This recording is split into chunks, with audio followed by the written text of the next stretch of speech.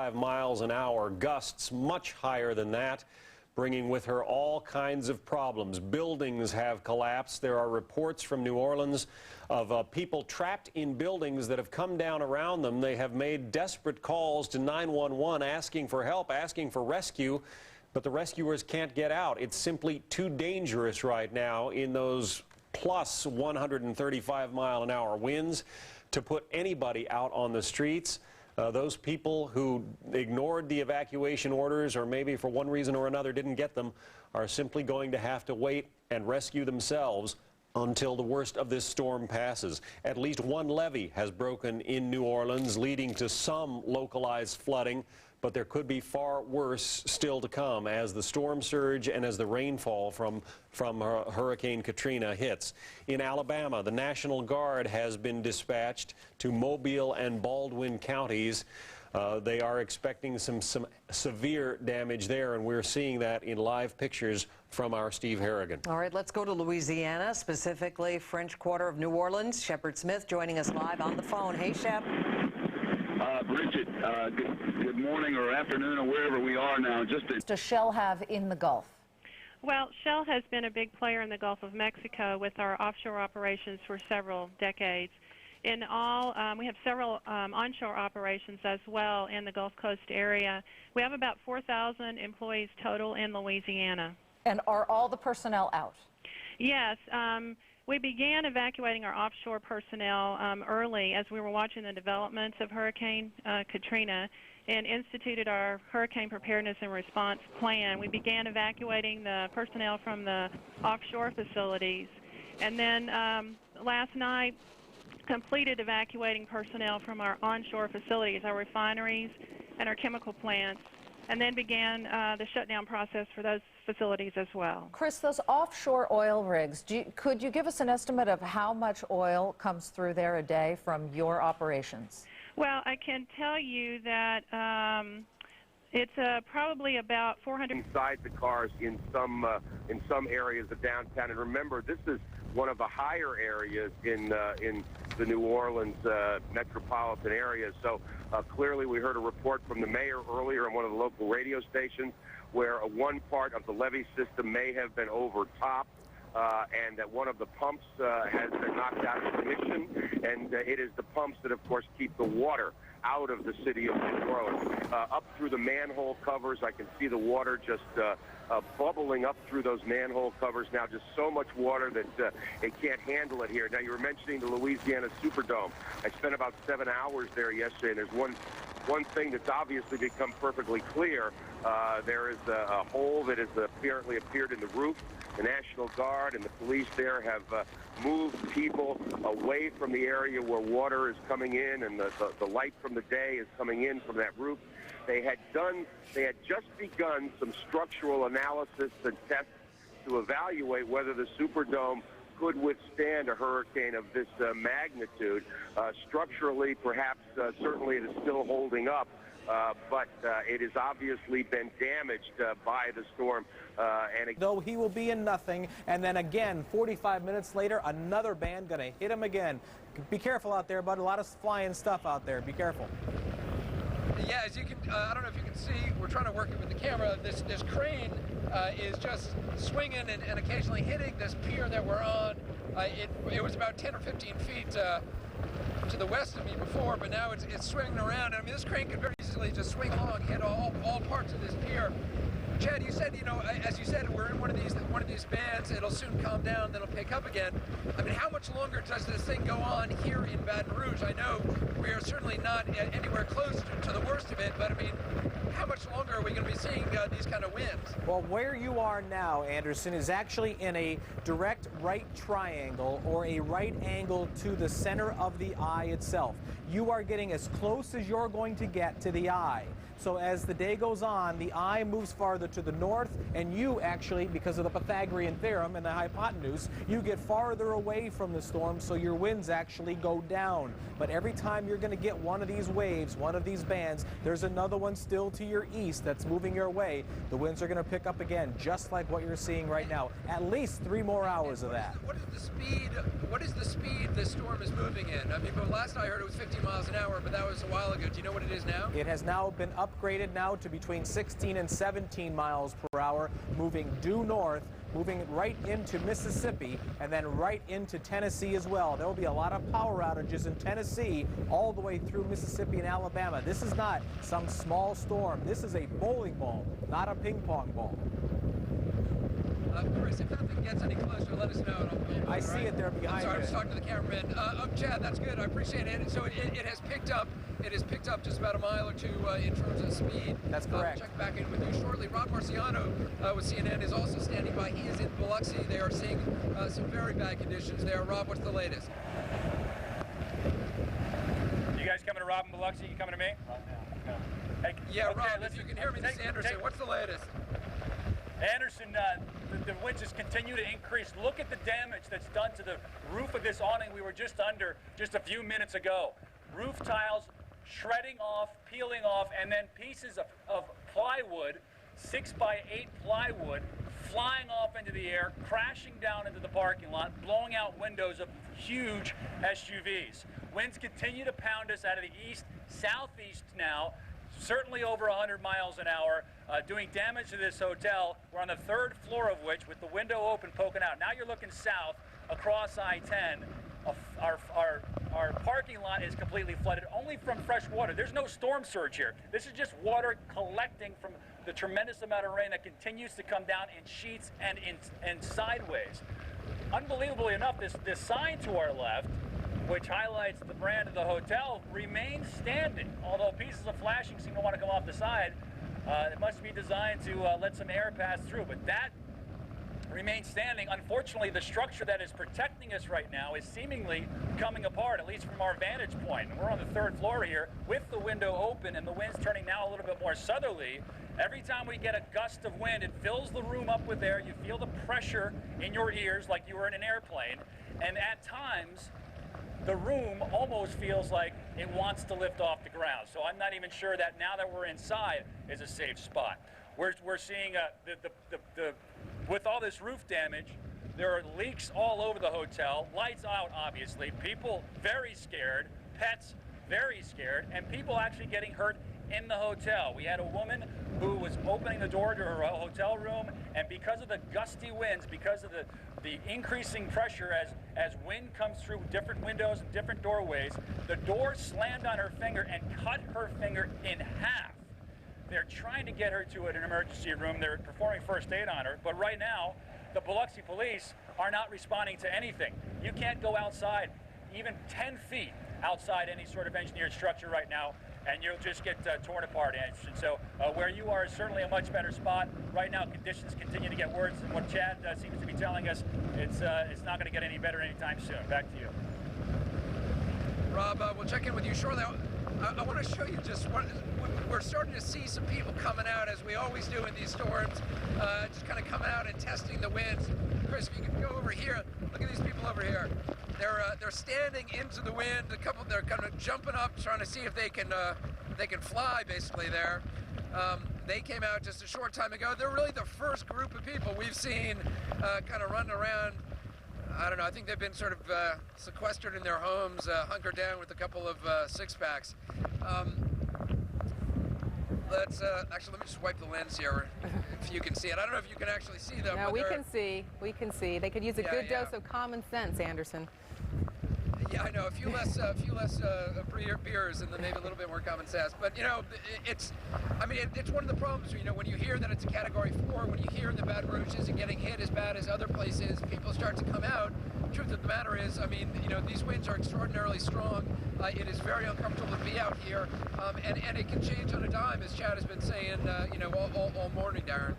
Yeah, and thank you for showing the pictures, both of the impressive and the not so impressive in terms of choices that people are making today in Baton Rouge. Anderson, thank you. We're back with you many, many times. We're talking about a storm that is impacting at this very minute 4 different states along the Gulf Coast. We're going all the way from Louisiana, Mississippi, Alabama, and Florida. And Katrina just getting started. Our coverage continues after this break.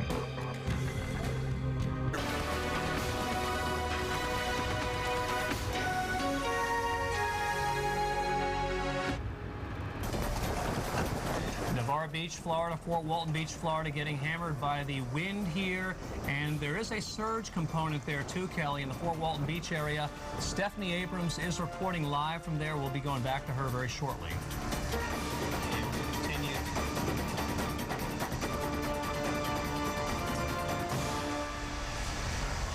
And welcome back. We continue to have this incredible surge coming up through Mobile Bay. We'll be going back to Mike Slidell very shortly with regards to that. That's right. Of course, we are in storm alert here at the Weather Channel, and good reason for it. Hurricane Katrina, still a major hurricane affecting parts of the lower Mississippi Valley. And we want to get the bottom line on this storm. We've been updating this, of course, throughout the time the storm has been around, really. Right at the coast, the highest surge is happening right now, but further inland, we are feeling hurricane force winds as well. And Kelly, there has been a lot of structural damage.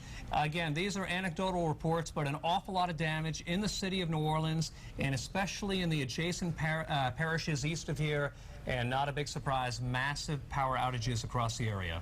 And Covington, Louisiana, of course, north of Lake Pontchartrain. Right. That's where we've been getting live reports from Jeff Morrow, but lately it's been kind of hard getting that live shot up. Yeah, and Jeff just in the last couple of minutes filed the latest report. It is still 11:15 now, and we're getting ripped here with the backside, if you will, of Katrina on the western side. It is still blowing hard. The wind direction is starting to come around more toward the west and the southwest. You can see what the wind has done behind me here. It has completely snapped this tree off. What's left of it is sitting right over on the other side of an embankment here. A lot of trees around here have snapped. If they didn't snap when the wind was from the north, now the wind's coming around very strong from the west, and so they may be a bit weakened, and they're snapping off falling toward the east. Again, we've been having a tough time here.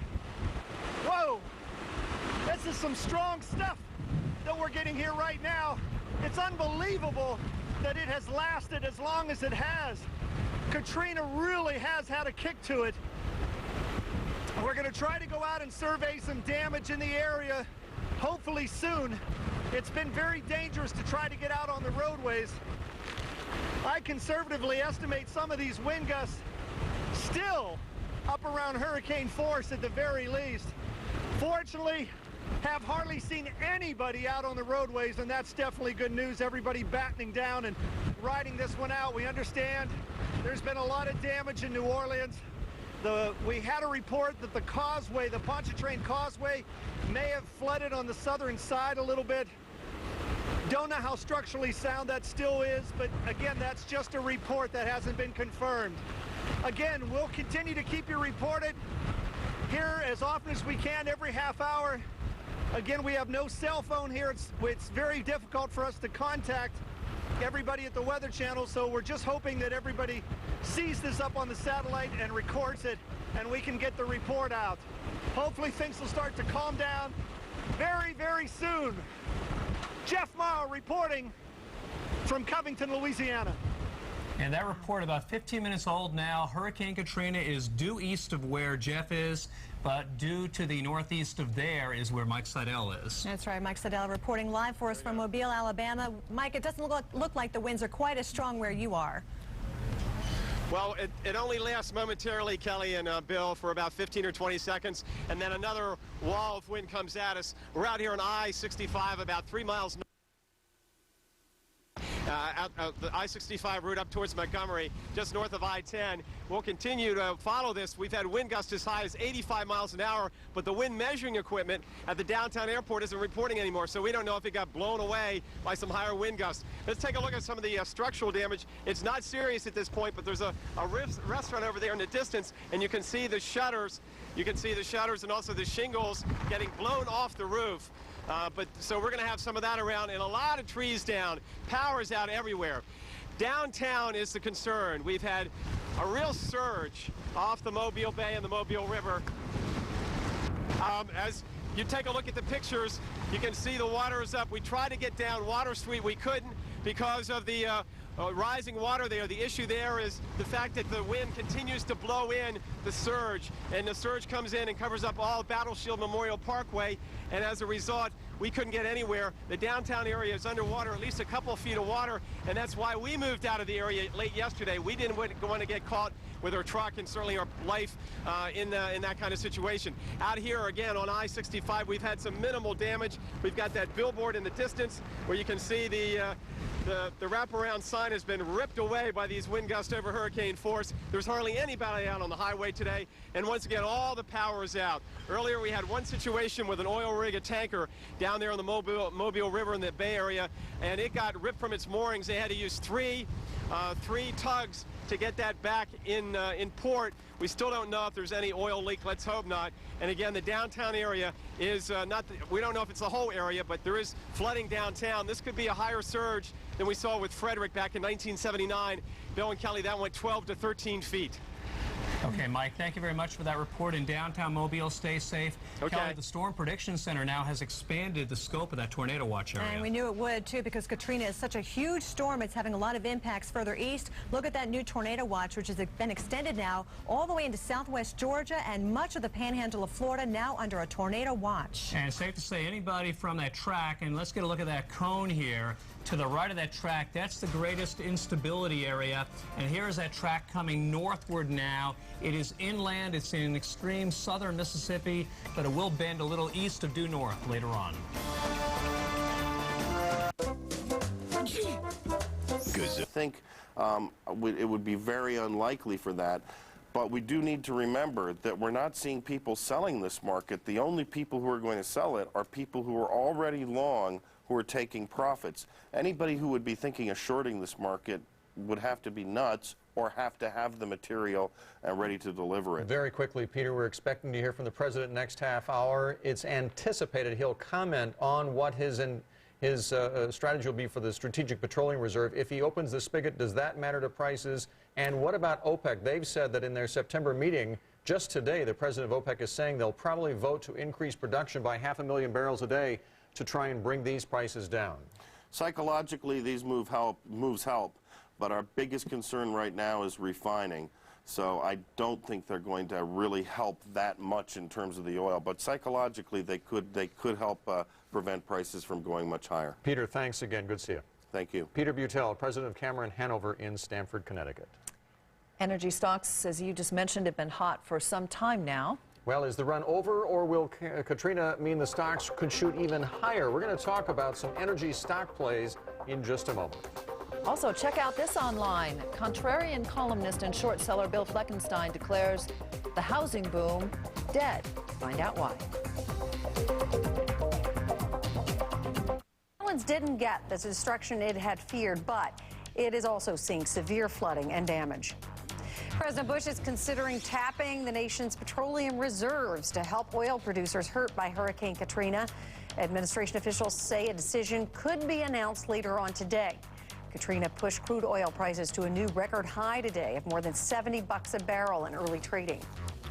A Palestinian man and his son were killed today in an explosion near a refugee camp in Mal. Tide levels are predicted all along the Gulf Coast, and we're already getting pictures of their effects. One hurricane expert said in terms of damage and deaths, this storm could end up being the equivalent of the tsunami in Asia back in December. Katrina is dumping heavy rains throughout the area. Highways are under several feet of water, enough so that Gary Tuckman reported he saw sailboats sailing alone up city streets in Gulfport, Mississippi. Widespread power failures are being reported. People went there to evacuate, to get away from this storm, and then two holes about 6 feet long, both of them. They were torn through early this morning when the strongest winds hit New Orleans, and this is now the picture of that. Some rain was able to get in, but the people were still safe inside of the Superdome. We have more live reports from our correspondents from all over the Gulf state regions coming up in just a couple of minutes, right when we come back, right here, live on the Fox News Channel. From the inside out or from the outside in, maybe the other side of the building is breached as well, and the pressure caused those windows to blow out. Hard to say with being out of context on which exactly direction those winds came from. There. Chad, I want to get back to you in just a moment because you have important latest information on the storm for us. Right now, our John Zarella is live on the phone from downtown New Orleans, a part of the story that we don't like to hear about, looters taking advantage of the situation. John? Yeah, they sure are, Darren. We're outside of a Winn-Dixie on St. Louis Street here, and they're literally walking out with the store. Shopping carts filled, overflowing. Even they even have some of their kids going in with them to get stuff out of the store, just one after the other. There must be 40 or 50 people inside coming out of the Winn-Dixie parking lot here right now. And as we drive around, we're also, besides seeing this, of course, what we have seen is a lot of flooding all over the city. Many areas are completely impassable. We just can't drive down the roads. We are also seeing, we haven't seen any kind of structural damage yet. What we have seen are trees down, power lines down, lights down. That's the kind of thing that we are seeing here. The rain continues to pour and the wind's gusty. But you're right, Darren. The unfortunate thing that we are witnessing right now is a man coming by me right now here with a shopping cart filled with food that they've taken. Darren? All right, John Zarella, we'll get back to you with that part of the story that we definitely do not like to hear. Chad, let's bring you back in and give us the latest on the radar and where Katrina heads from this point. Well, the storm moved directly east of New Orleans in a pretty much south to north fashion. All night long, it was headed to the south of New Orleans. And about midnight, maybe about 11 o'clock last night, this thing made a right-hand turn. And good thing it did, because the bad side of the eye is always on the east side of the eye, because then you not only have to add in the 130, 125 miles per hour of the storm, you have to add in the storm movement as well, which was 15 miles per hour. So there were gusts on the eastern side of the storm to 140.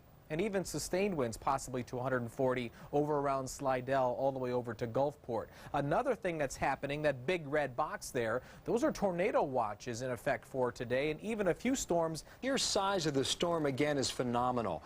We are getting reports that 81-mile-an-hour winds are being felt. And the rain and the flooding, we're starting to see people come out in it. Yeah.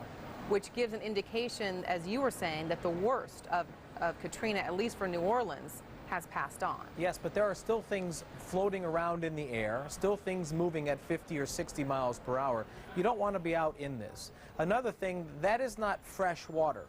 Yes, it fell out of the sky, but as soon as it mixed with the sewer, as soon as it mixed with oil and gas from the roadway, it is not safe to be out in. It's not safe to have the kids go out and play in. I remember as a kid going out and playing in a bike and didn't like anything better than going right around in a bike in the water. Well, you know what? Now we know better. Now we know that that water is not safe to be out in, because if you do get it in your mouth or in anything, then you're actually going to get sick from it. So be careful out there. Also, underneath that water, broken glass, debris, any number of things. You might get some of the manhole covers that we saw John Zarella showing that were blowing off from below. You don't even know if that manhole cover is even on the manhole, or you might just fall right down from it. So yeah, you got to be very careful all along those grates, because those grates were getting pushed up hard by that rain coming out of the storm sewers. And getting back to what you're showing us with the latest radar, what would you say is ground zero right now for Katrina? Ground zero was probably Gulfport. Well, Kara, I can't see the pictures that you're seeing, but what I can tell you is that most of the major streets in the downtown area of Mobile are flooded. There are also dozens and dozens of streets in the city of Mobile, and then in the surrounding Mobile County area that are simply impassable because of the trees that are down, because of the power lines that are down. Obviously, lots and lots of power outages. Now, the Mobile Emergency Management Agency has urged people to just stay off in the Mobile County area. Throughout the state, they've got about 26 shelters open. but officials are a little worried. They're not entirely full. Usually those shelters would be packed to the gills, so they're not sure if they should take comfort and believe that people actually evacuated and got out of the way of Hurricane Katrina, or if people have hurricane fatigue and decided to ride it out at home, which, depending on how low-lying your home is, could have been a very bad decision, Kira. All right, Kathleen Koch, as we continue to watch the live pictures from here. Kathleen, we'll come back and talk to you more. I know that you grew up, lived in this area, so did I, and I'm actually, as I look at these pictures, I'm recognizing some schools and business areas, even where I used to live. We'll come back and talk some more as you get more information there. Let's compare notes. What's that, Kathleen? All right. I said let's compare notes. Where did you live, Kira? Yeah, actually, I lived off, you know where the Skyway Country Club is, not far down the road, down in Lansdowne subdivision, kind of an older subdivision. We weren't so much in a low-lying area, but I remember our home years, I mean, we're going back, you know, 20 years now. I mean, we lost our roof, we lost our backyard, we had horrible wind damage. But now we're looking at the live shot from the bridge there over in Mobile Bay, and I know that's not far from where the USS Alabama is. And I even remember some people seeking refuge on that ship.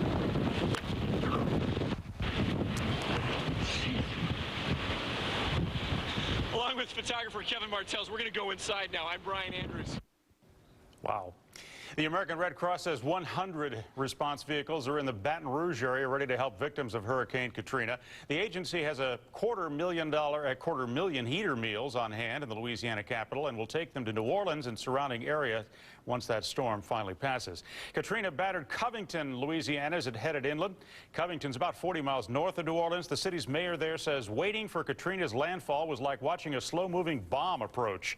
Heavy winds and blinding rain knocked down trees and caused extensive flooding. The extent of the damage is still uncertain in Covington.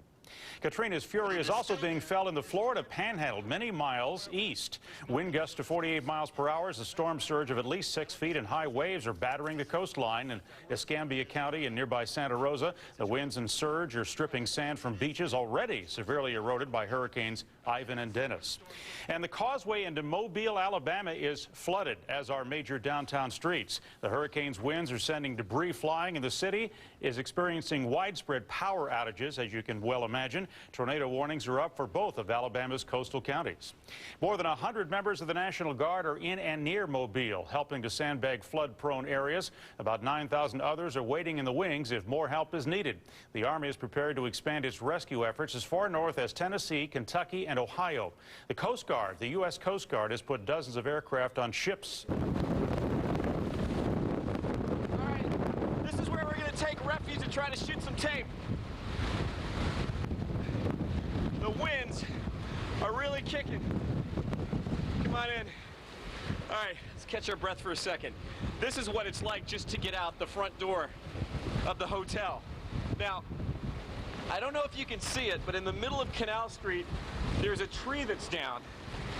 I'm going to try to head out towards that mailbox right there and get a glimpse of what I can see, all right? Kevin, if you see something coming for me, just scream at me, all right?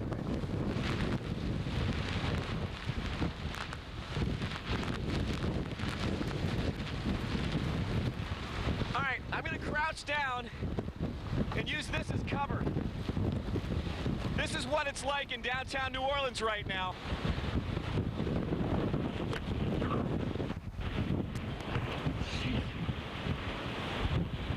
Along with photographer Kevin Martels, we're going to go inside now. I'm Brian Andrews for CBS 4. It's just amazing what the reporters will do to cover the damage and even with the activity of what's taking place from Hurricane Katrina. That was Brian Andrews from our affiliate WFOR in New Orleans. Basically shows the dangers of the file cabinets, you name it. Meanwhile, if you can take a look here along the interstate, you can see that lots of people are stranded here. They're just miles from their home, but they can't get there because of all this flooding. How long do you think it'll be before you can get home? Well, we'll probably wait. If we can't turn around, we'll probably sit about an hour. And then what? And then we'll try to go back to Baton Rouge. And back here live now, that woman was one of many people who rode out the storm last night in a nearby city. She mentioned that she had spent the night in Baton Rouge. She probably will have to go back there tonight. She can't get there from here. This is the main artery into downtown New Orleans, and as you can see, no one is getting there anytime soon. Bill, back to you. Police are reporting that one of the levees was breached, and obviously, as reporters are seeing, there's very, very significant areas of New Orleans that did flood from levee overtopping. In some areas, we get reports of 11 feet of standing water, people being forced out onto the roofs of their homes. So there are two scenarios that we should examine then. If the water breaches the levee, then what is the effect on the water supply for people living in southeastern Louisiana?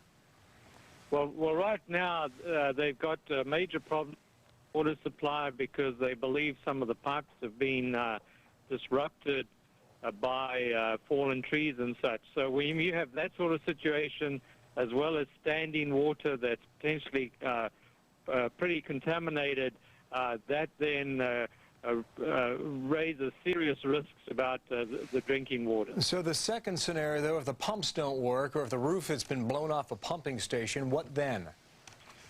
Well, you know, these pump stations are really built to handle rain and not really surge. So first of all, they have to get the folks back to the pumps. Obviously, they weren't going to leave them there during the height of the hurricane.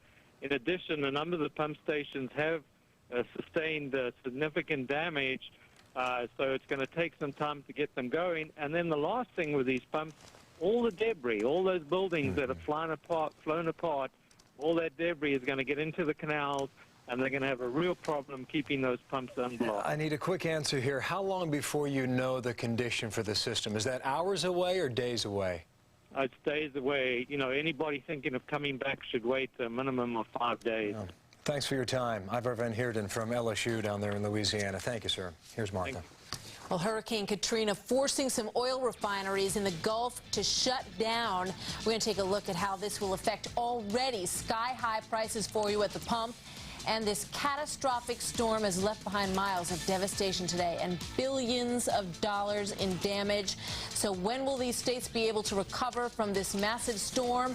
Our own Steve Harrigan, who you saw facing the brunt of Hurricane Katrina this morning as it hit the coastline, we're going to show you what it was like for him to be out there in front of these monstrous, monstrous winds as it crashed on. There are areas that were normal areas only 24 hours or so ago.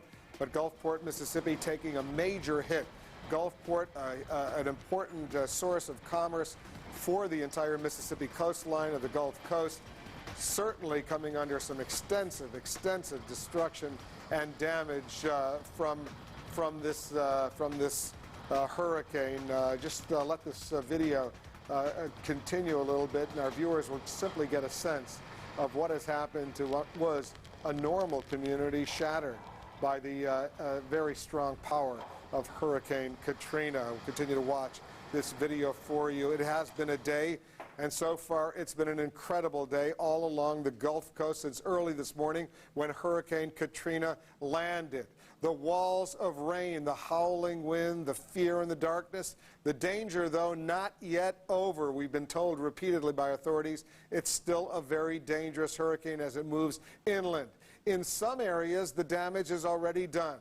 Let's look at some of the most riveting scenes yet from Katrina's onslaught. The state today has suffered a grievous blow on the coast. They were not through. You can hide from wind, but you need to run from floods. Before, we had people that wanted to go all the way to Birmingham or to Memphis to get out of the way of the wind. This time, the only thing they needed to do is just get to higher ground.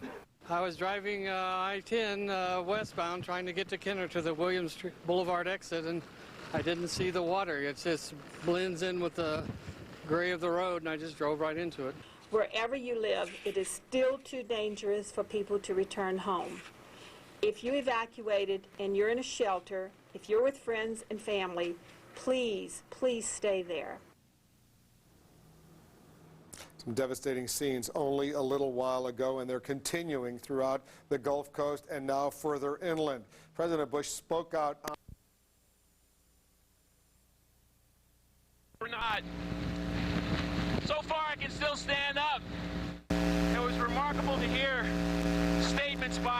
public officials. They were telling people, even if you don't have a place to go, just get in your car and go. Just get out of Mississippi.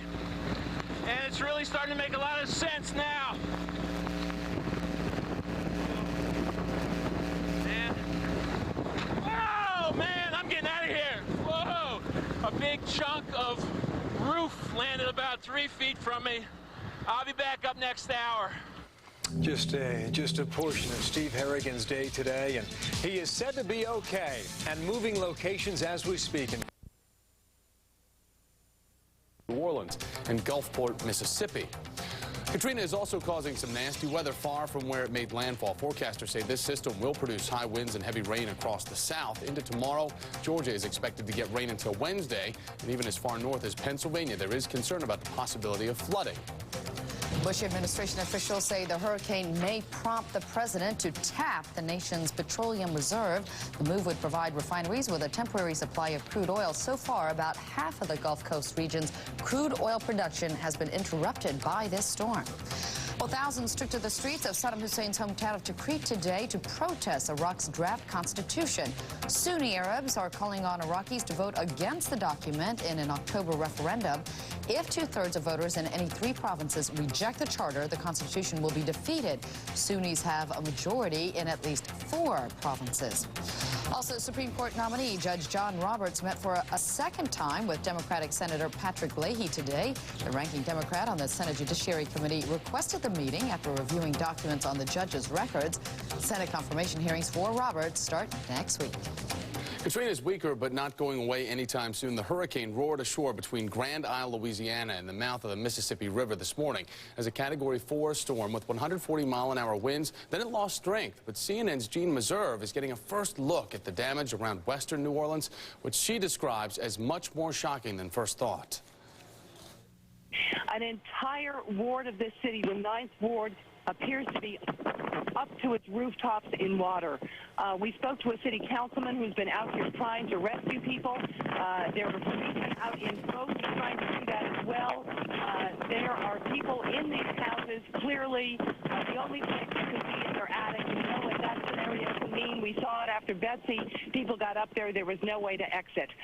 The councilman with whom we spoke was very concerned that people in their houses, some of them in places where the water is lower, might think that it was only 4 feet deep, but if they stepped outside their houses, it would drown. There have been bodies seen here. I haven't personally seen one, but I know others have seen at least one, and it is just unbelievable. I told you earlier today I didn't think this had turned out to be Armageddon. I was wrong. This is amazing and horrifying to see. First-hand account from our Jean Meserve there. Katrina is now a Category 1 hurricane with sustained winds 75 miles an hour. Forecasters say the storm system will reach Ohio by tomorrow night. Well, for the most part, New Orleans was spared the worst of Katrina. Still, parts of the city are underwater. The hurricane brought wind gusts of 120 miles an hour when it passed over the city this morning. The lower 9th Ward of the city is under 5 to 6 feet of water because 3 pumps failed. But there are reports the water has receded, at least on some of the streets there. And there are now reports of looting all over the city. Some 10,000 people trapped in the Big Easy sought refuge, meantime, in the Louisiana Superdome. The storm ripped 2 holes in the roof, allowing rain to just pour inside. And reports say it's hot and stuffy inside now because the air conditioning isn't working. Katrina has left many roads flooded, creating situations like this. A motorist driving down Interstate 10 had to be rescued when he hit a flooded stretch and his vehicle started to get swept away. You know, one of the hardest hit areas is Gulfport, Mississippi. The downtown was under 10 to 12 feet of water earlier today. CNN's Gary Tuckman says boats were floating on top of flooded streets. The Gulfport fire chief estimates that 75% of buildings have major roof damage, if they have any roof left at all. Mississippi's governor says preliminary assessments indicate the state has suffered quite catastrophic damage. He described the damage to the area as complete devastation. Well, the outer bands of Katrina put downtown Mobile, Alabama under several feet of water. Heavy rain caused water from Mobile Bay to spill over its banks right into city streets. Katrina also pounded the city with hurricane-strength winds, shaking buildings and knocking down trees and power lines. Authorities have ordered a curfew until further notice for all of Mobile County to keep curious residents from venturing out to survey the damage. More than 260,000 people are without power right now in Alabama, mostly in the Mobile area. Let's talk about the cost now. The cost of cleaning up after Katrina could make it the most expensive hurricane in U.S. history. For insurers, insurance industry analysts are already predicting the total insured damage could be between $9 billion and $16 billion. That estimate does not include any potential damage to oil rigs in the Gulf of Mexico. The upper end of the range would make Katrina the nation's costliest hurricane on record. Insured damage from Florida's Hurricane Andrew in 1992 totaled $15.5 billion. So here is what you can do to help. The head of the Federal Emergency Management Agency is urging people to make cash contributions to aid organizations. FEMA says cash donations allow volunteer agencies to give vouchers to victims so they can meet their own needs, and it allows agencies to avoid the labor-intensive need to store, sort, pack, and distribute goods.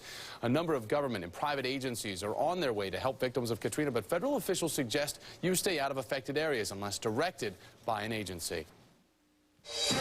Was struck by an oil rig, a portable oil rig that came loose. I think we have some video of it if we can show you. It was a floating oil rig, came loose and crashed, and it wedged itself underneath the west side of the bridge. And so right now they're really evaluating that bridge to see whether or not it is going to be able to be used by the folks. Have workers, search and rescue, been able to get in there because the winds continue to be so high and the storm surge was receding. Just devastation everywhere. And we don't know yet about casualties. We have some deaths up in the state, but as far as the coast is concerned, we haven't been able to get to the areas where we're afraid some people tried to ride out the storm. Mm-hmm. You have said that you were worried that it might... Who appears to be holding a cooler. Perhaps he brought that for flotation, I'm not sure.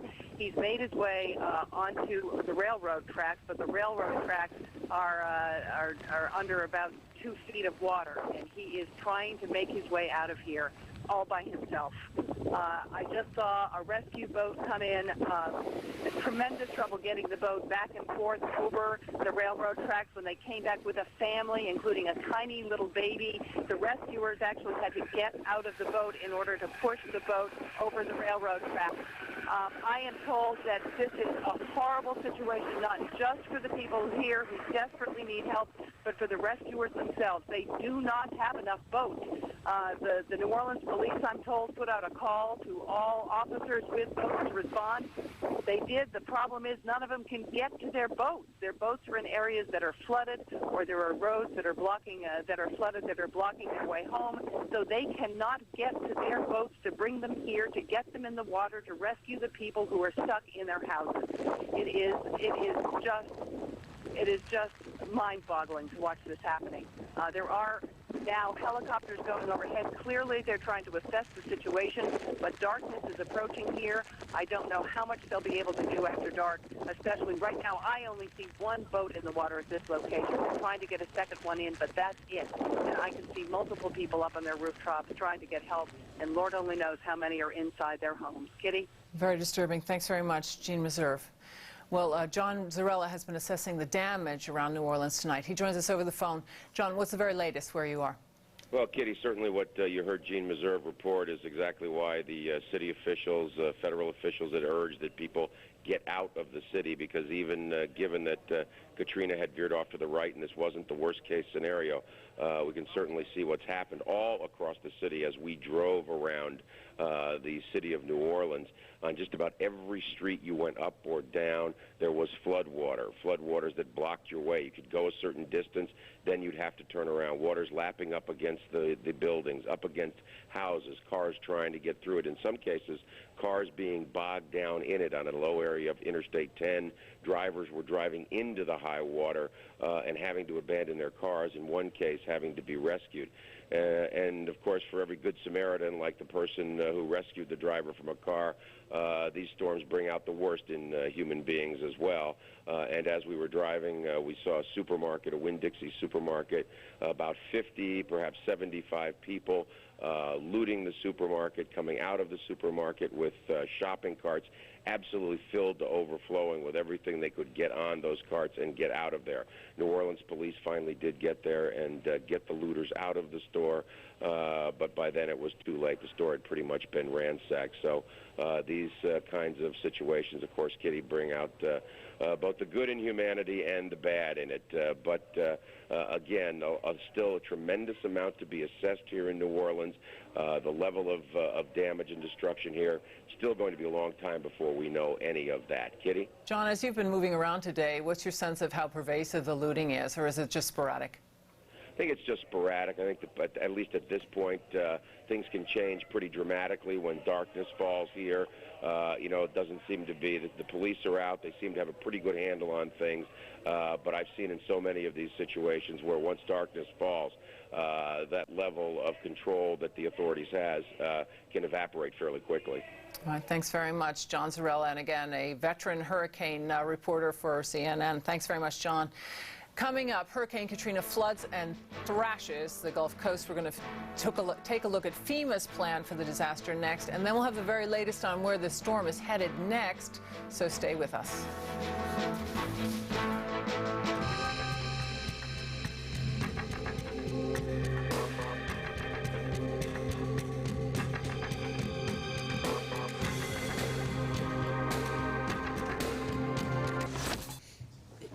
Finally tonight, if you were the Bush administration and were holding a conference on conservation, why would you send Don Rumsfeld out to address the meeting?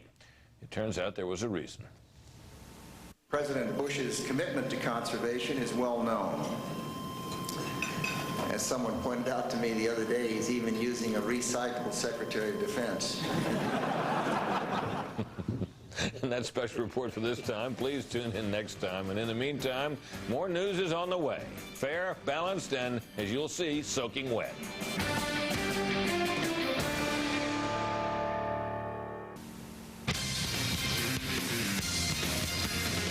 Tracking Katrina live from the French Quarter in New Orleans, a city that missed most of it, but the Mississippi coast did not. Live reports and tracking it north on America's Newscast now.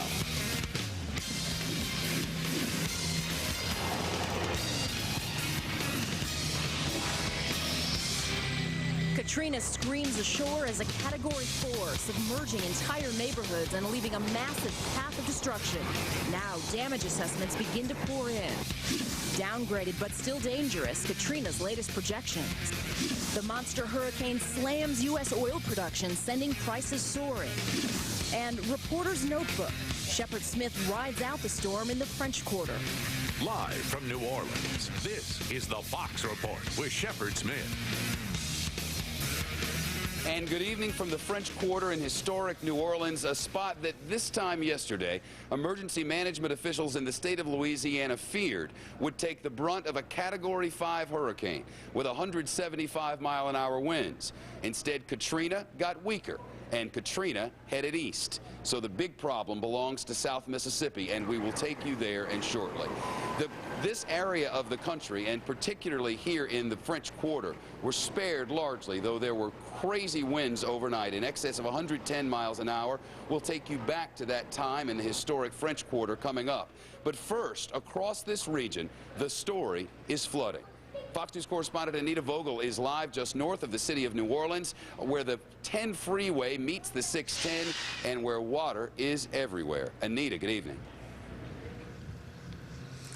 Well, good evening, Shepard. I am so close to downtown New Orleans, yet oh so far away. Right now, I am along Interstate 10, technically 2 miles from downtown. I can even see the skyline behind me, but I can't get there because the interstate is flooded with water from Lake Pontchartrain. And that is pretty much the situation for miles around here. Now, today we drove in from Beaumont, Texas, about 260 miles. We saw downed trees, branches on the road, massive flooding, homes underwater, cars submerged. businesses either damaged or destroyed. And at one storage facility, it looked like a bomb had gone off. TVs, mattresses, file cabinets, people's personal belongings ruined. Folks who have lived here all their lives and have been through many hurricanes say this is something they could never have imagined. Never this bad. Never. It's never been like this. We passed through Kenner and Jefferson right there. It looks like a war zone. I mean, it's never looked like that before. You know, we've seen a few little trees down, and people, you know, some of their roofs taken off and stuff like that, but never like that. And back here, live along I-10, you can see one car is practically submerged. And if you take a look just beyond those cars, residents along the interstate wait. They are waiting for this water to recede. They are hoping to go home tonight, but at this point, it's not looking very good. Shep, back to you.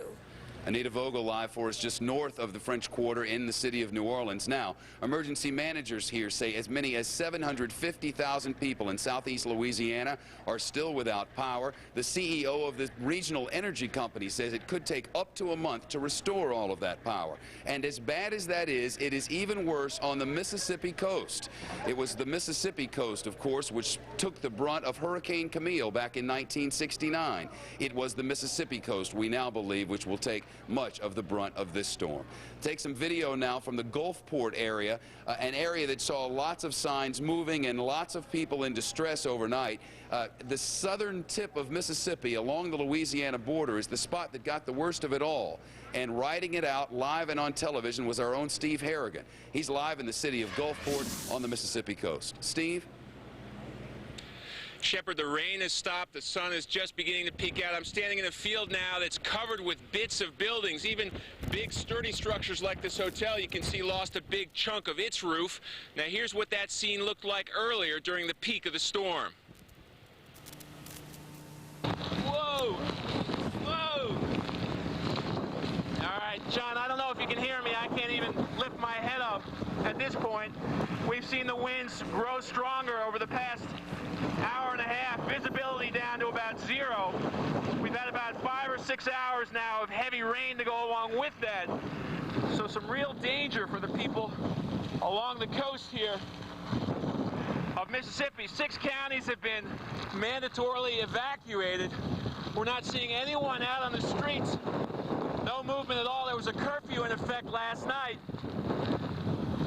And the worst is still to come. This is as hard as it's been, I can tell you that. I just judge it by whether I can stand up or not. So far, I can still stand up. It was remarkable to hear statements by public officials. They were telling people, even if you don't have a place to go, just get in your car and go. Just get out of Mississippi. And it's really starting to make a lot of sense now.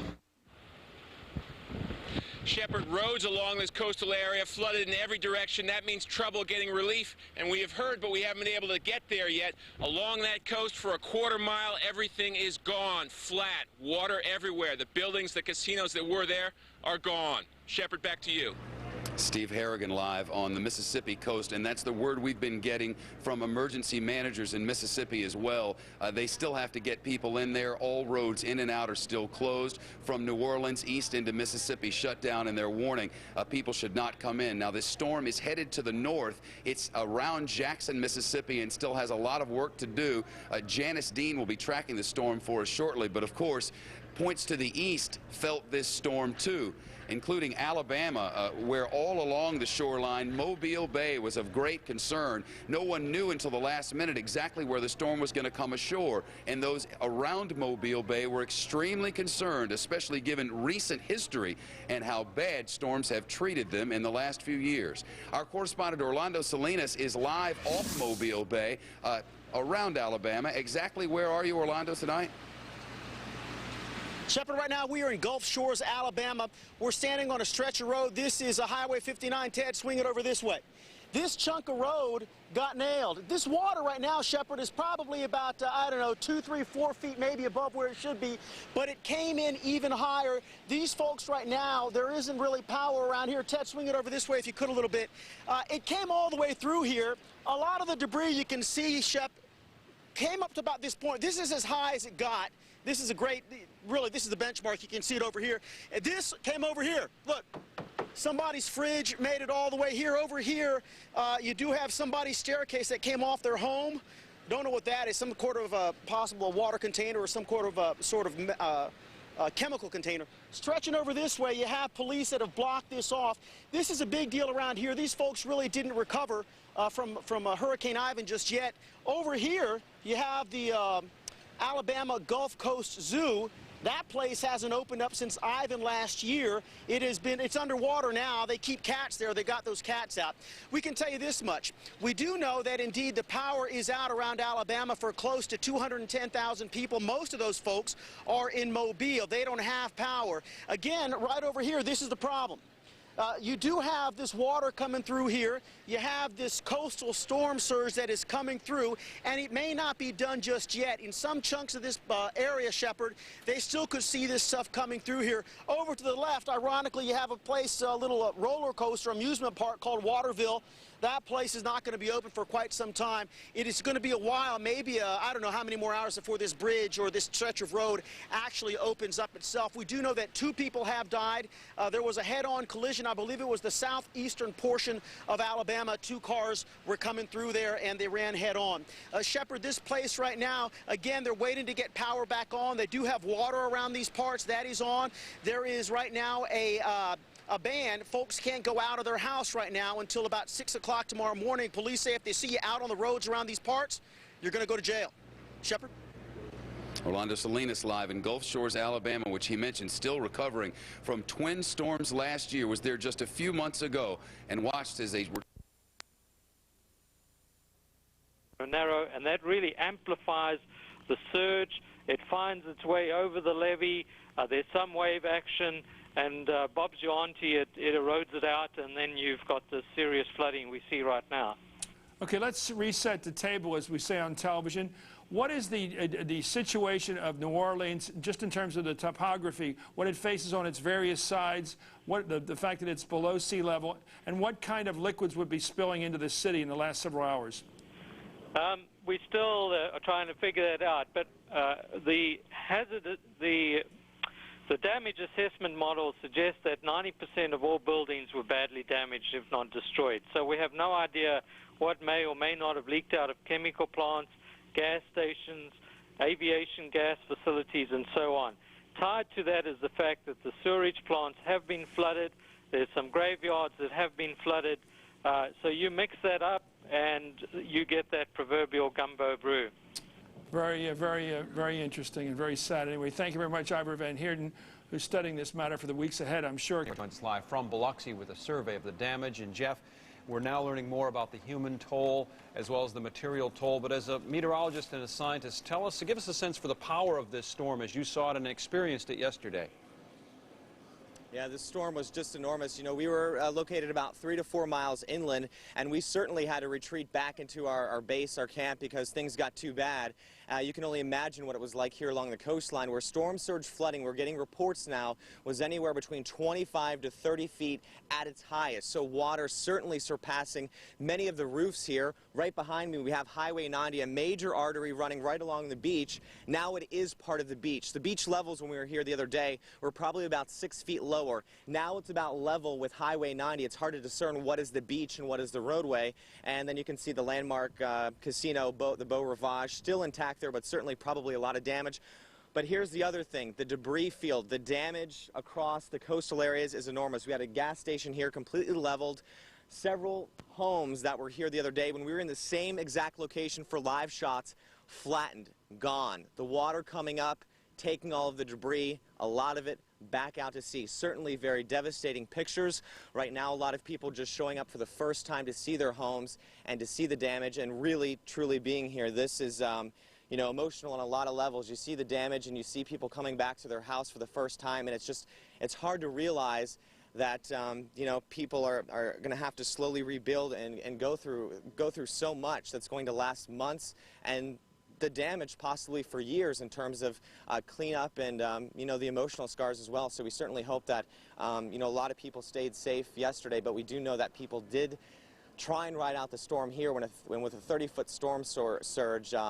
that certainly could be devastating in terms of the effects. Randy? Jeff, a moment ago we saw a truck pass behind you and a person walking, but in essence, is it virtually deserted in your area now with the exception of news crews? Yeah, no, not at all. We're now starting to see a lot of people filter back in that that live here, and you're seeing them starting to pick through the debris, trying to find anything they can hold on to that that could be familiar. No, we've got right here, you know, something that washed up pictures, memories. These kind of things are the things that people are going to be looking for, you know, today. So I don't think since the first moment that I arrived till now that I've really lost the chills. It's just kind of one of those things where you really feel the power of Mother Nature being here. Well, 8:30 Eastern, we appreciate your time. Welcome to CNN Headline News. Hi, everyone, I'm Robin Meade, and here's a look at the day's top stories. We probably have 80% of our city underwater. Back up! Back up! That's the mayor of New Orleans discussing the aftermath of Hurricane Katrina in his city. 2 levees have reportedly broken and floodwaters are drenching city streets. Rescuers pulled a man to safety yesterday. He climbed all the way to his attic as the floodwaters submerged his house. Tornado watches have been issued for central and eastern Tennessee until 3 p.m. Eastern. Tropical storm Katrina spawned a number of tornadoes in southwestern Georgia yesterday. Authorities say that hundreds of homes were either damaged or destroyed. The search for this man and a 12-year-old girl from North Carolina has broadened to The question was what was going to happen. Now the big question is what is happening and why. The Jefferson Parish President, Aaron Broussard, on local talk radio this morning saying the water's rising fast. They don't know exactly where it's coming from.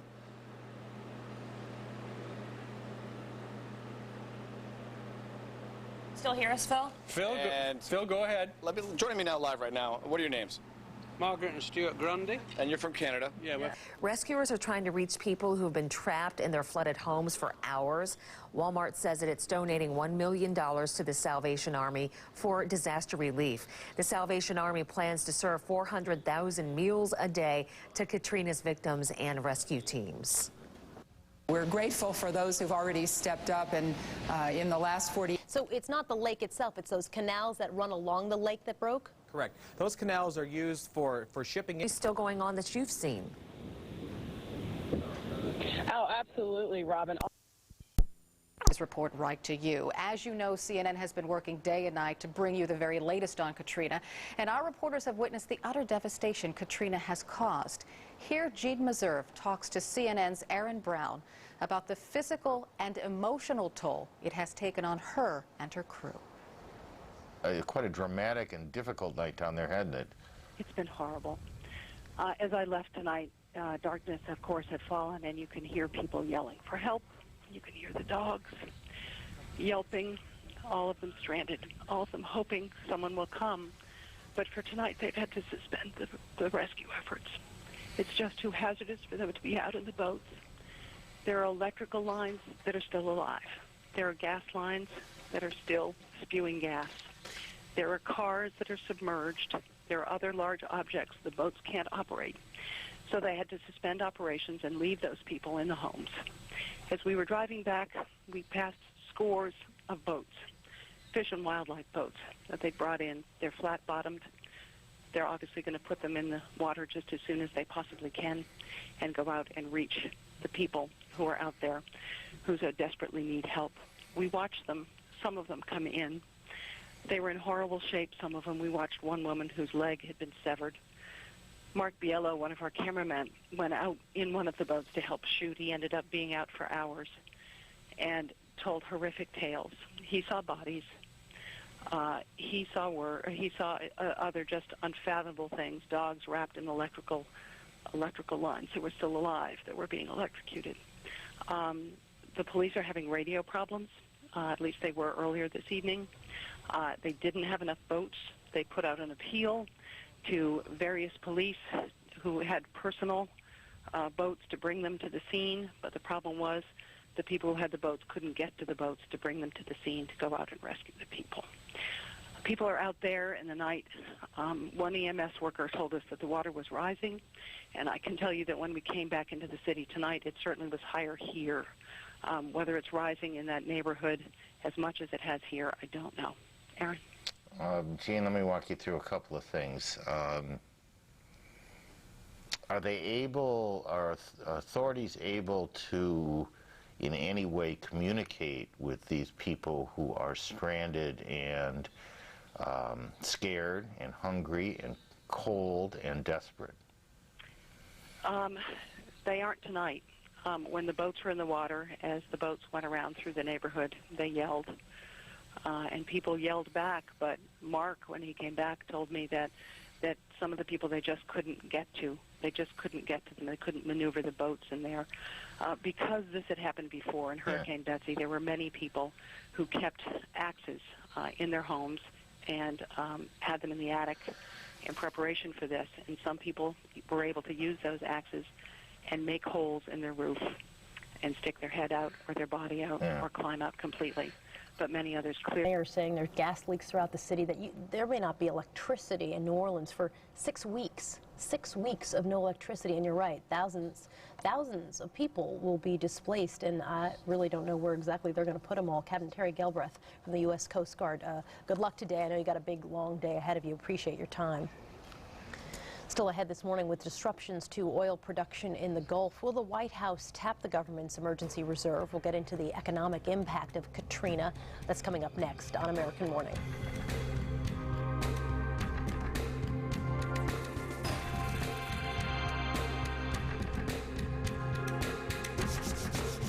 CNN Tonight. With Hurricane Katrina's damage estimated in the billions of dollars, hear stories of loss, survival, and recovery. Larry King Live, CNN Tonight, 9 Eastern. Some things for us. We just don't have phone communication with a lot of areas. We're trying to get some numbers up to coordinate that. Our Department of Transportation does have a hotline for road openings as they're open, and that number is 601-359-7017. Okay, 601-359-7017 if anybody's watching this and would need that number. Lee, was this much worse than you thought it would be? Of course, when Katrina came across Florida and we saw her on the radar, it was almost, it looked to be a tiny storm, just a tropical storm or tropical depression, and then in just the matter of what seemed a few hours, she became enormous and enormous strength. In Mississippi, and I was born on the Mississippi Gulf Coast, and I was born in the 70s. Of course, Hurricane Camille hit in 1969, and you did with people trying to check on their family members, and we know they're worried, but phone lines are horrible almost everywhere in Mississippi right now, with just completely jammed lines. So we're asking people, if it's not an emergency, please don't call yet. Don't jam the phone lines up, because there are emergencies that do need to get through on the phone lines. Lee, we talked a little bit earlier about just one main roadway. I believe you said it was US 49 being open and accessible to emergency vehicles. Do you have any idea when some other roads might agency? Lee, the sound of your voice says so much. What a tough job you have ahead. Thank you very much for talking with us this morning. Thank you, guys. God bless you. Thank you. And you too. There's another fire broken out in what appears to be some kind of a warehouse. Again, this new video just coming into us from New Orleans, where the catastrophic damage is just coming visible. We saw the same thing after Hurricane Andrew hit South Florida.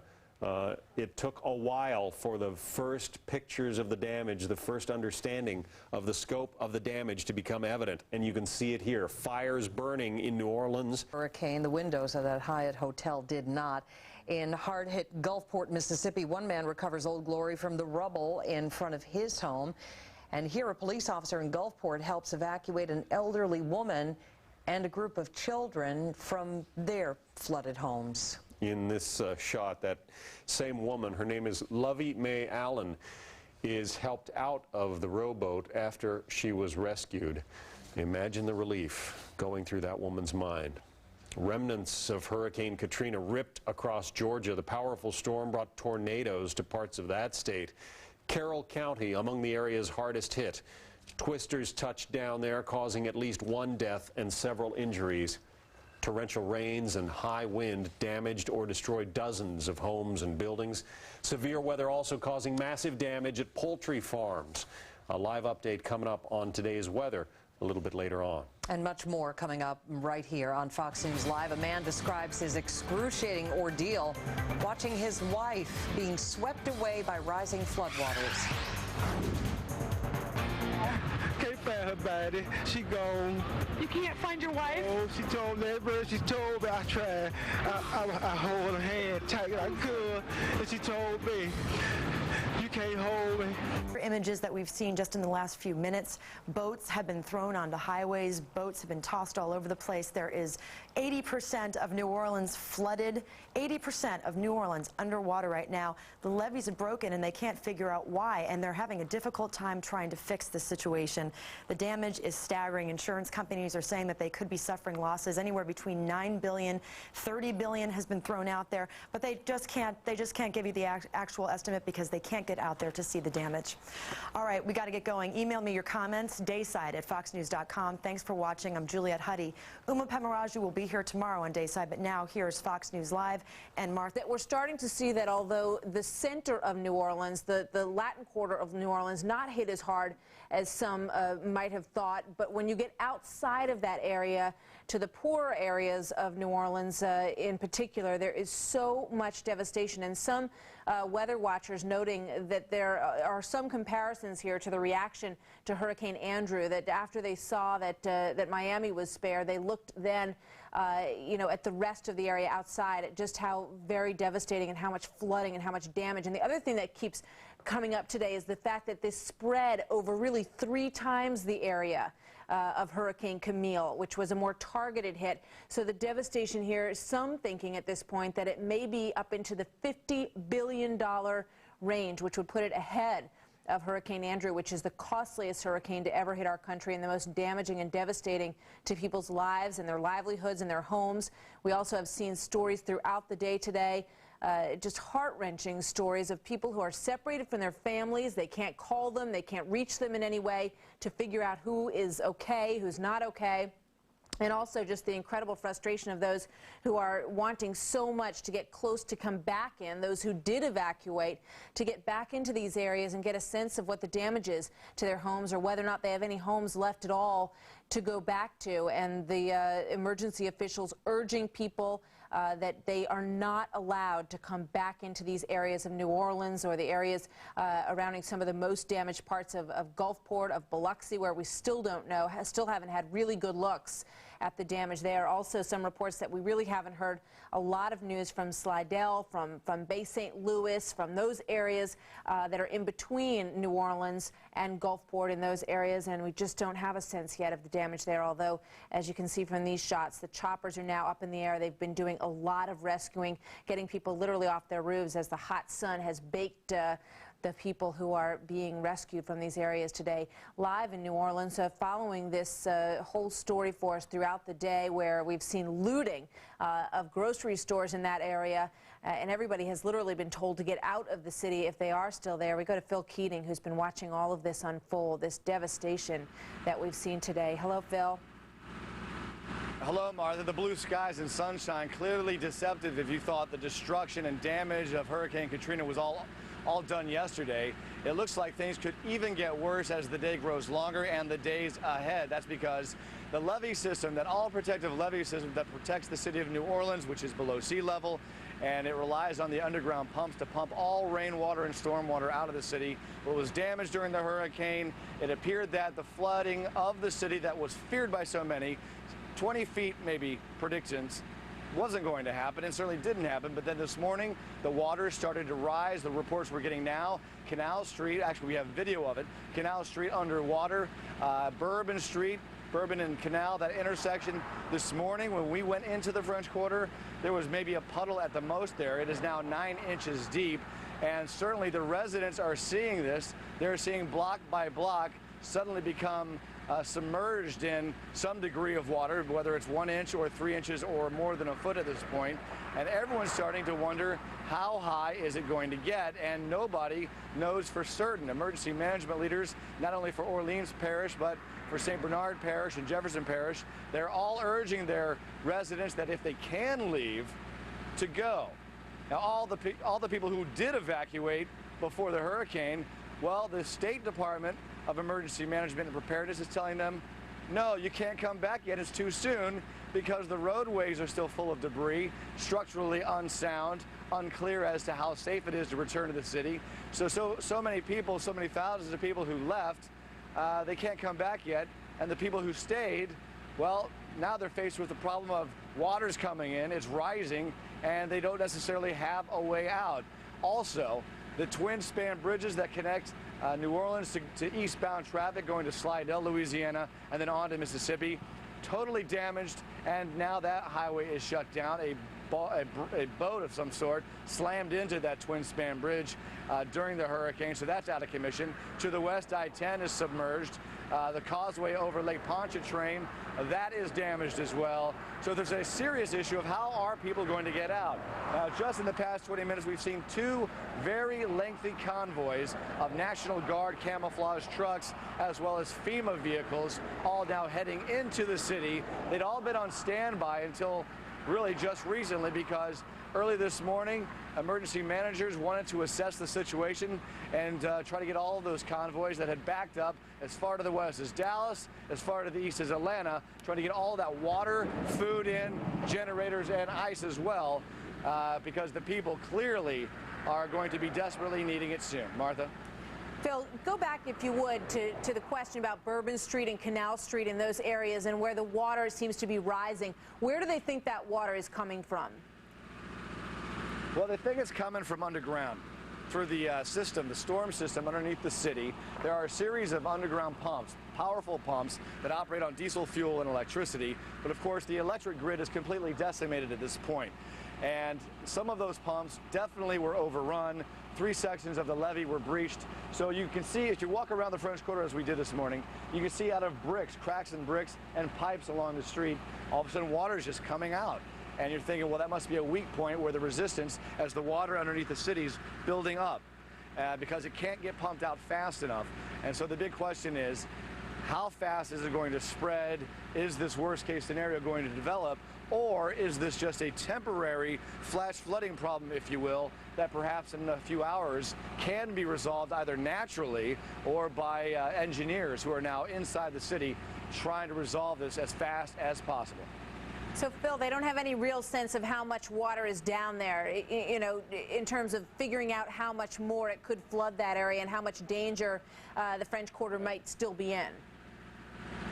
Yeah, it's an enormous unknown at this point, and for residents, it's enormously confusing because all phone lines are down, cell service is negligible at best. In fact, I haven't been able to make a cell phone call in the past 6 hours, and all those cell phone towers are being overwhelmed, and those batteries are running down.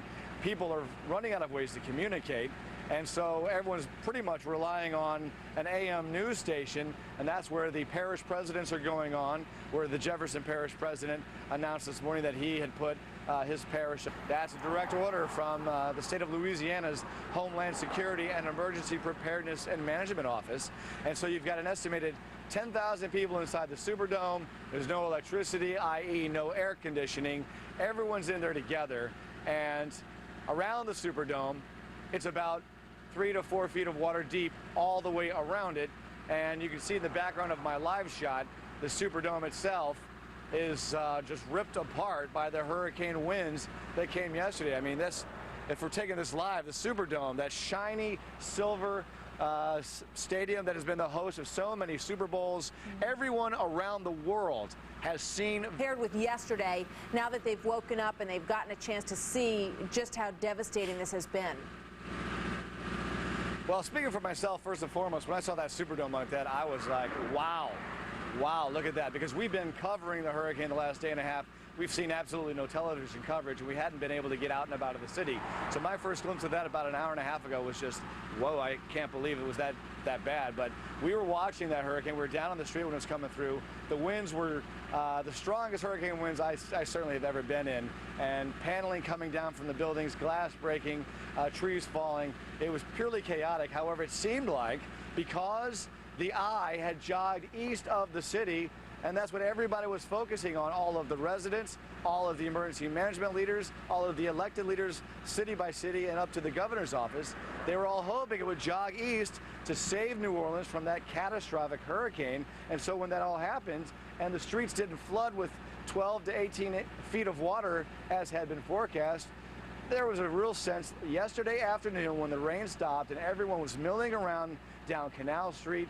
Everybody who had been hunkered down in all the hotels, the tourists that had been trapped here, the residents who had been hunkered down in their own apartments and houses, everyone was walking around just looking at the damage and thinking, you know, yeah, this got hit by a pretty strong hurricane. The damage is pretty good. Look at all these windows that are out. Look at all these trees that are down.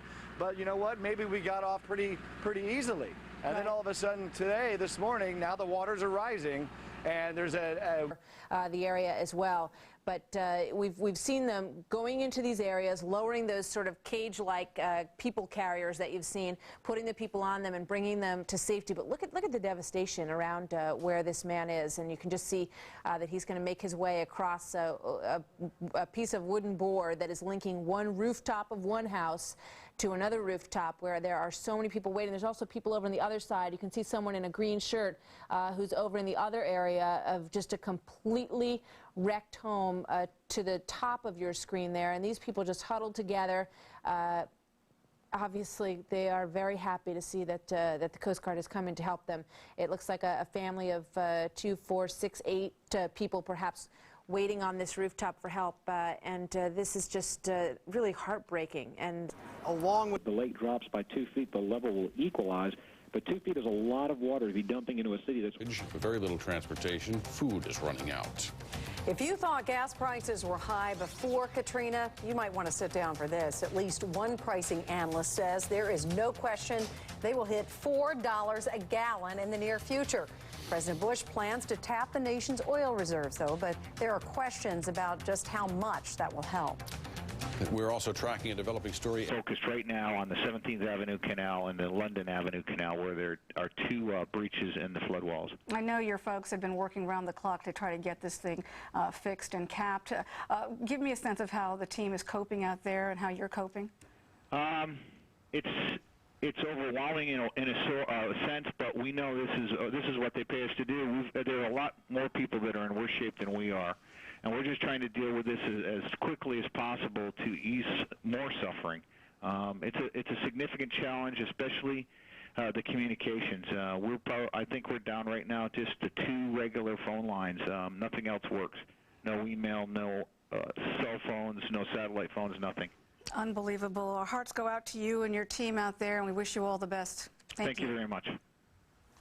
Umo, as we watch this new videotape, I also want to get you down to Biloxi, Mississippi, and coming off that press conference with Green Bay quarterback Brett Favre just a short time ago, really speaking for so many who are right now living with such misery. And so they don't have a handle on the death toll, but certainly the damages here are extensive and troubling. The beachfront condos and hotels fared probably the worst, including the Hard Rock Hotel. That's the casino area down there. You can see by the water. We just went inside that hotel, and we want to show you what it looks like from the inside. You're looking at the support structure for the roof of the casino of the Hard Rock Hotel here in Biloxi, Mississippi. This place was supposed to have its grand opening tonight at midnight, but as you can see, that's not going to happen. In fact, this place may not be open for months if they're lucky. We just had a contractor in here walking around who was shaking his head at the extent of the damages here. We're on the 2nd floor, and this part of the hotel was underwater. There's no doubt about it. There's mud on the floors, there's debris everywhere, and there's water lines and water marks everywhere. In fact, you can see the wall just washed away right there. And to the right here is where Ruth's Chris Steakhouse was to be located. It's just a shell, and it's suffered extensive damages. A lot of the windows on this level have been blown out and just trashed. The place is just trashed. That's a piece of foam insulation from the wall. The memorabilia that was all over the interior here, some of it is still here in its cases. Tom Petty's guitar over there. There's Madonna's bustier from her 1987 World Tour. There's a bass guitar on the floor here. We're not sure who that belonged to, but there are signed photos, there are gold records. Rick Leventhal from Biloxi to Baton Rouge to the cleanup period where the consumption might decline for a short period of time. During the reconstruction period, the consumption of cement does increase above the previous trend. So that there is likely to be a benefit or an increase in cement consumption as a result of the hurricane. You know, I read the notes that you gave us. 22%, we're already at a 22% shortage in supply because of tariffs on Mexican cement. What is that, protecting the U.S. industry? What's the reason for that? And don't you think we should probably get rid of these at this point? Well, it's not just the tariffs that cause us to import 22%. It's the fact that the U.S. cement industry has not added capacity in 15 or 20 years, as well, due to the difficulty in getting permits for plants. But suffice it to say, I think an event like this could spur on the removal of tariffs against Mexican imports, yes. Yeah, well, we'll watch for that, Jack. Thanks, and we'll talk to you again in the coming days, I'm sure. Just about 10 minutes left to go in the trading session. Stocks are sitting at their highest levels of the day. The Dow Jones Industrial Average up by 63 points. NASDAQ's up by 19 points. Pretty impressive. Once again, though, brand new video in from one of the hardest hit parts of New Orleans. Also, Reuters is reporting that the Coast Guard said just moments ago that 20 oil rigs in the Gulf are either missing, adrift, or sunk.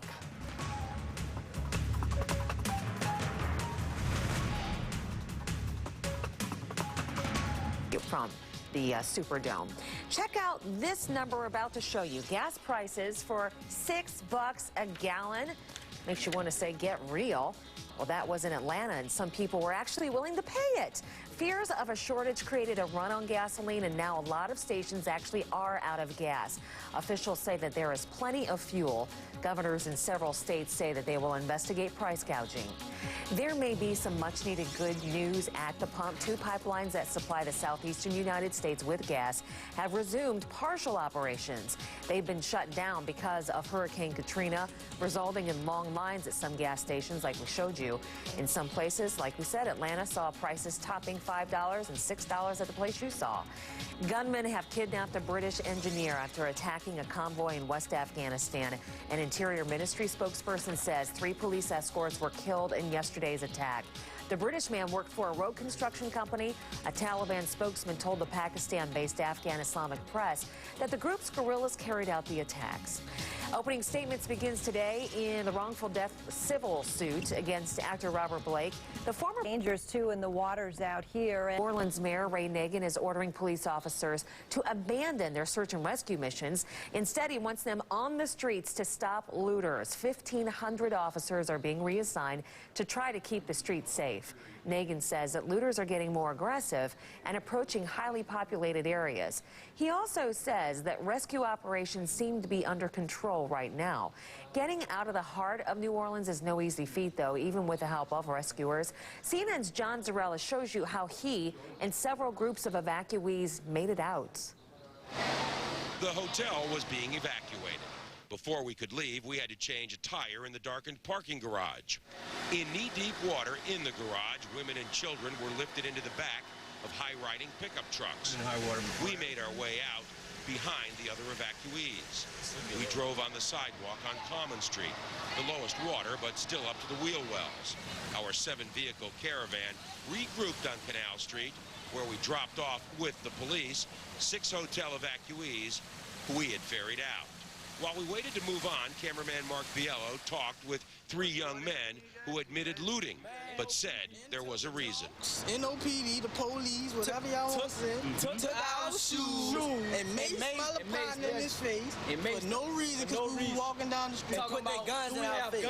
Do we have a gun? Do I look like I have a gun on me? With no shirt on, no shoes. They took our shoes. Put your face down. We don't got us some new shoes. So that's why we got new ones. On Canal Street, people walked in a daze. Water lapped against buildings. Storefronts smashed. It was impossible to know whether it was the hurricane or the looters or both that had done the damage. From Canal, we wound our way through side streets. It took more than an hour to make it to Highway 90. Producer Silvio Carrillo snapped a picture of Air Force One. The president was getting a bird's-eye view of the destruction as he returned to Washington. The traffic on Highway 90 was heavy in both directions. Heading out of New Orleans, a steady stream of evacuees. Heading in, convoys of relief supplies. In the days and weeks ahead, this will be a road much traveled, a road of misery and of hope. John Zarella, CNN, Baton Rouge, Louisiana. Sometimes the pictures unexpectedly just take your breath away. You look at that and you see National Guard troops coming in on one side and then people packed in the back of trucks on the other trying to get out, and you feel like that doesn't even seem like a picture that's coming from this country, but it is the Gulf Coast as people are trying to get away and they're refugees. The governors of Louisiana and Mississippi have ordered an additional 10,000 National Guard troops to their states. Pentagon officials say that 5,000 will go to each state. The extra troops will help law enforcement restore the dog, Scoops. As we head back, we learn the hospital has no patients. They've all been airlifted. But there are 1,000 employees and family members inside waving down at us.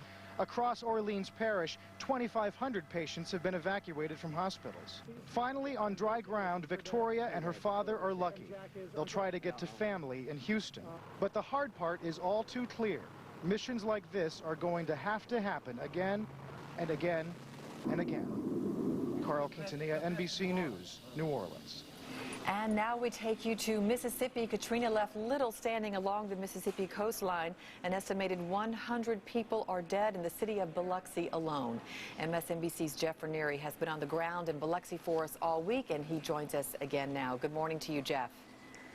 Well, good morning, Natalie. And they're fearing that even more people will be found dead, especially where we are here in Biloxi Point, where we hear a lot of people rode out the storm. It's a fishing community and a lot of older people living here, and we hear stories about people coming in and trying to get them out of their homes on the day the storm was moving in, and they just didn't want to leave. And the destruction here is just so devastating that it's hard to imagine if you stayed here how you could even be alive. We have heard a few surviving stories, but the water in this area where I'm standing now, at the time, the height of the storm was anywhere between 10 to possibly 15 feet, and it was rushing water. That water came up without any notice. And to show you the power of the storm surge and how bad it was across the beach, you can see this building here behind me. To most of you, it probably looks like it was fixated there for its whole time, but it actually floated inland. That was a barge casino that probably floated inland about a quarter of a mile, turned sideways. It faced pretty much perpendicular to the beach. So that water, if that can move that around, you can imagine what it did to all of the structures here. It is just certainly a very devastating sight here, and they're going to have more search crews out here today, and also more Salvation Army and the American Red Cross. We spoke with them last night. They're also sending crews here to the Biloxi Point area because a lot of people coming back finding nothing of where their home used to be, finding parts of their home blocks away. And a lot of people don't even have anywhere to go at this point because it's taking a while for those convoys to get here because of all of the debris in the roadways. And every day that debris begins to shift as people start to move things from one point to the other, and it just creates more roadblocks. So it's a tough situation, but we are getting help out here slowly and surely, and a lot of the residents are going to be happy about that again today as they look for their possible second meal again. Yesterday they were really happy. They were serving some beef stew and water, and had bananas and cereal, and that meant the world to them. It certainly was a very good day for them getting all of that stuff. So that's the latest here from Biloxi. Now back to you, Natalie. I can imagine that was one of their best meals that they can remember. Yeah. Jeff Ranieri, live for us in Biloxi. Thanks so much, Jeff. And now just northeast of New Orleans in the town of Slidell, residents are waking up to scenes of more devastation. NBC's Donna Gregory is standing by live in Slidell to tell us how the residents there are coping. Good morning, Donna. Good morning to you, Dara. The people in Slidell are slowly awakening. We've already spoken with some people this morning who were telling us their stories of riding out the storm. When we asked them why, some people just don't have an answer. Others say they didn't have enough gasoline to leave. Another man said that he was in a structure that he felt was so strong it could withstand hurricane-force winds, but he did lose his boat, but was able to find it later. But the stories that we're hearing are just heart-wrenching. These are people who are now in survival mode. And interestingly enough, they're not as concerned about themselves as they are about their loved ones out of the area who don't know that they made it okay. So they keep coming up to us asking us if we will say their names on television and tell their loved ones that they're fine. So it's very heartbreaking for us because it's just a huge amount of people that are doing it, waves and waves of people. You can see the destruction that's behind me. There's cars literally covered with debris.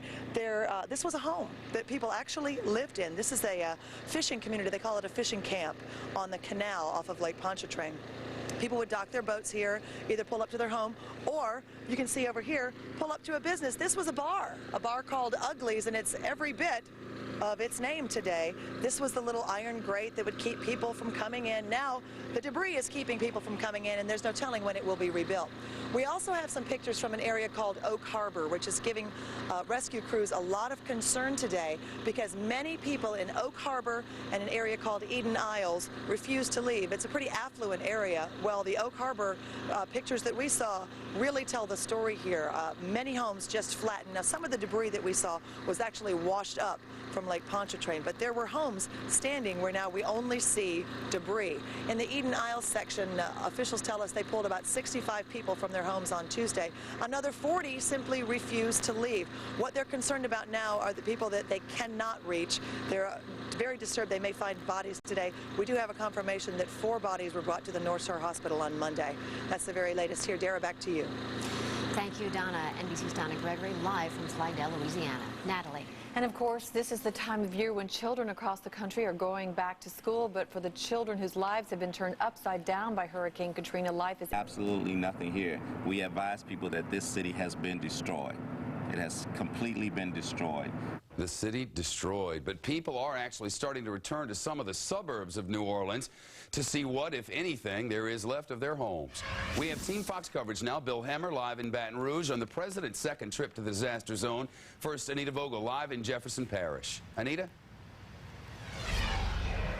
Shep, it is a big day, a very important day for the people of Jefferson Parish. For the first time since the storm hit, residents and business owners are being allowed back into their community to assess the damage. And for the first time in a week, we're seeing something we haven't seen on the streets: cars, traffic rolling by.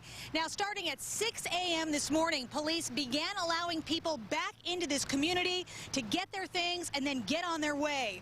Nelson Galliano was just finishing up packing his stuff from his storm-damaged apartment when we found him. He told us he had everything with him practically except the kitchen sink, lamps, stereos, clothing, you name it, even memories of his former home. You remember this picture? That's a picture of New Orleans. Yes, ma'am. You taking it with you? Yes. How come? Beautiful memories. You gonna put that in your new apartment? Yes, ma'am.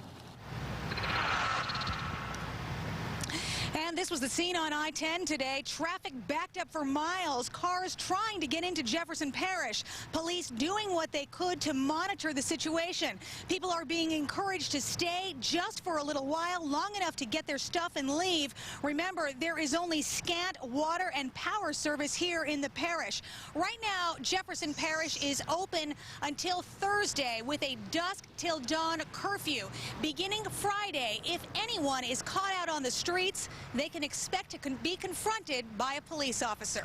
Shep, back to you. Anita Vogel live tonight in Jefferson Parish. Now, President Bush taking his second tour to the devastation of Hurricane Katrina today, touring areas of Louisiana and Mississippi amid continuing criticism over the initial state and federal response to the disaster. But the president today speaking about the good deeds being done and promising that the federal government will be there for everyone who needs the help now. It's a long-term project to help these people, and this country is going to be committed to doing what it takes to help people get back on their feet, and that's why I've come back to this state, and that's why I'm going to Mississippi. And the immediate needs no more evident than at shelters in places including Baton Rouge, where the president visited a church that's opened its doors to victims. Bill Hemmer live tonight at Emergency Operations Center in the state capital of Baton Rouge. Bill? Hey, Shep, good evening from Baton Rouge. Yet again here, the president calling the progress of the U.S. and the response he has seen amazing in his words, but admitting in that same sentence there is still an awful lot to do.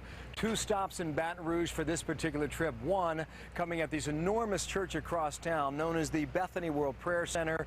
This mega church, as it's called, had a woman there who was 6 months pregnant by the name of Alyssa Eugene. The president had some words with her in the corner during his visit there. He met with a number of children and their parents and saying these centers are literally saving lives. Here's the president. The first mission, of course, is to save lives. And so long as any life is in danger, we got work to do. And they're going to continue to save lives, whether it be in New Orleans or the surrounding parishes or up and down the coast of Mississippi. Second stop for the president right here at the State Emergency Center, meeting with federal authorities, local authorities, state authorities from Louisiana, and thanking them for their work throughout this process, a process that continues literally around the clock, saying at one time today, this is a test of our American spirit. He also went a long way to thank local churches here, now opening their doors literally to families by the dozens, some churches taking in 20 families at a time, finding room in their own gymnasium to house them. For them, it is home for now. I'm Bill Hemmer, live in Baton Rouge. Shep, back to you. Bill, thanks. Former Presidents Bush and Clinton today visiting Houston and meeting with refugees at the Superdome. The current president put them in charge of raising money for the relief effort. Now they've set up a website. It's BushClintonKatrinaFund.com. They're collecting donations there. They say the job is too overwhelming for any one group to do it alone. Recovery is going to take years. We need to help these Gulf Coast communities and, of course, the great city of New Orleans, help them get back on their feet. Nothing we do can be an adequate response to the agony that we have seen, the suffering of the people of Louisiana and Mississippi and Alabama. Suffering, hopefully, most will never know. The money from the fund will go to the governors of the 3 states, and they will decide how to spend it. We'll get a live report from the Superdome coming up in just a few minutes. Well, if you're looking for someone in the aftermath of all of this, missing after the storm, help is on the way. The Red Cross is setting up a database to try to get loved ones in touch with each other. It's called the Family Links Registry. The Red Cross says it now has 75,000 names. They go on the list as people are registered in the shelters. On the website, hurricane survivors can search for a loved one or leave contact information there. The registry is located on the web at redcross.org. Well, the threat of disease is a constant and growing worry for doctors across the Gulf region. Medical experts are concerned that if there is an outbreak of disease, a lack of sanitation and communication systems could make it very difficult to contain. The main concern, according to infectious disease specialists, intestinal and skin infections brought on by contaminated food and all of that filthy water. Dysentery, E. coli, hepatitis A are all a threat where there are sewage problems. And with standing water a breeding ground for mosquito-borne illness, there's also concerns about diseases such as West Nile virus, cases of which southeast Louisiana experienced prior to this storm. Well, they're being called highways of hope. Interstates, including I-65 in Mobile County, Alabama, lined with rental trucks and police convoys. They're packed with food and water and desperately needed medical supplies destined for the Mississippi coastline. And they were a bright spot in America's darkest day. Now they're on their way to face America's new challenge. Hundreds of New York City police officers, firefighters, transit workers, all lining up in the early morning hours to volunteer their time down south. The NYPD will handle security for evacuees who are on their way to places including Dallas and Little Rock.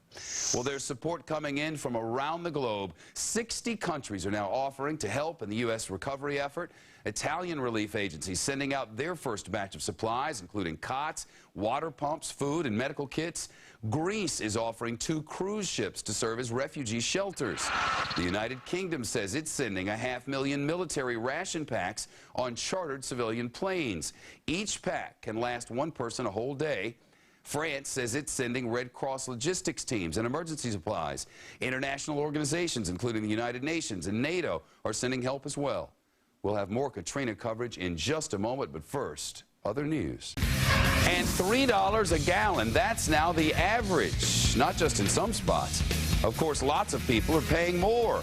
We'll tell you what to do if you think you're getting gouged. Fox reports live from New York. From the Fox News, continue to circle there, and the flooding is still a huge problem. Of course, they've repaired the levee there at the 17th Street Canal, and they're beginning to pump water out in some parts of the city. Some parts, mind you. Latest word is the water is down up to 2.5 feet, but the process, all told, to take months. Filling up your car's gas tank along the Gulf Coast is not only difficult, but getting dangerous in some spots. One gas station in Goshen, Mississippi, has now had some National Guardsmen on hand to help out. They're trying to prevent people from cutting in line and also trying to put a stop to some fistfights that are reportedly breaking out. And while prices at the pump creep up, some possible relief may be on the way thanks to an international effort. Oil prices today down after a group of countries freed up 60 million barrels of crude from their stockpiles. Also in the plus column, 2 oil refineries are back online in Louisiana. But the effects of all of this could take a while to reach the pump. The United States refinery system still minus 4 other oil facilities in the Gulf Coast. So look for $3 a gallon plus, and that's just on the average. Brenda Butner, our senior business correspondent with the Fox Report Live from New York. Brenda? Well, Shep, $3 a gallon, as you said, it's no longer the exception, but the rule. Yep, for the first time ever, on average nationwide, a gallon of unleaded sets you back $3.05. That's a 75-cent surge in just 1 month. What's fueling this pain at the pump? Blame Katrina. She hit our energy infrastructure hard, with much of the Gulf's oil rigs, refineries, and pipelines out of commission. 2 storm-shut facilities have restarted and flows of crude oil are improving, but 4 refiners may be shut for weeks or months, effectively cutting out more than 5% of the country's capacity. And that's a big reason you are running on empty, paying record prices to fill her up.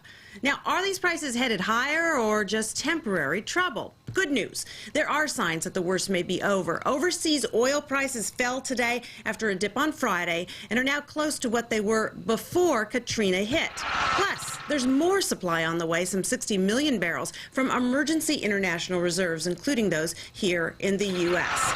But that has to trickle down to your local station, and that's the rub. Retail prices aren't yet offering any relief, and some station owners are hiking prices just so they won't run out of gas. But is some of it just plain greed, gouging? Now, if you suspect you're getting gouged, inform your local authorities, but also let the feds know. Fill out the form offered online at gaswatch.energy.gov. Yet even if we recover from this supply shock, Shep, keep in mind that demand-driven hikes were the norm long before Katrina. Bottom line is, fill up the tank, open your wallet. Back to you. Brenda Butner.